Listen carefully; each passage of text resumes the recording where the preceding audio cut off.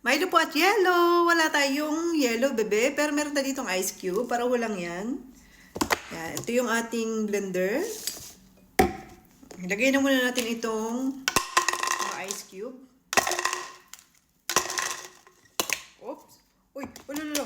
Wait lang. Napasok siya dun sa Milo.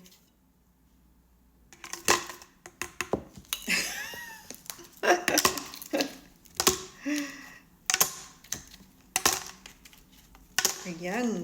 Tapos, lagyan natin siya ng Milo. Kasi i-blend natin siya. Tapos, lagyan natin siya ng gatas.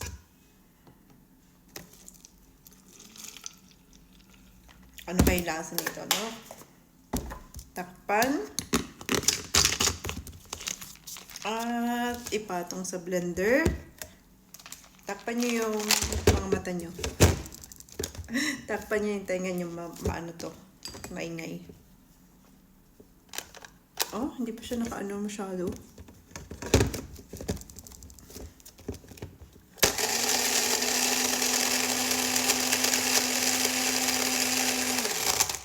Okay, tama na yun, sakto na yun.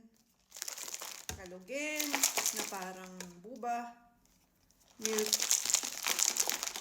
at ilagay sa baso. Wala naman akong baso, kuha muna ako. Tada! Ito na ating baso. Buksan natin yung mix ng Milo with milk at ice. Oh, sakto lang ah. Bango ah. May Milo.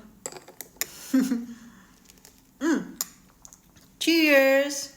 Ang haba kasi ng pangalan mo kaya hindi ko na sinasabi.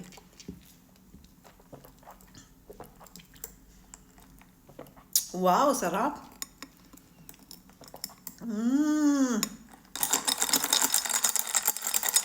Follow nyo ako sa Facebook, sa YouTube. Thank you. 10 out of 10.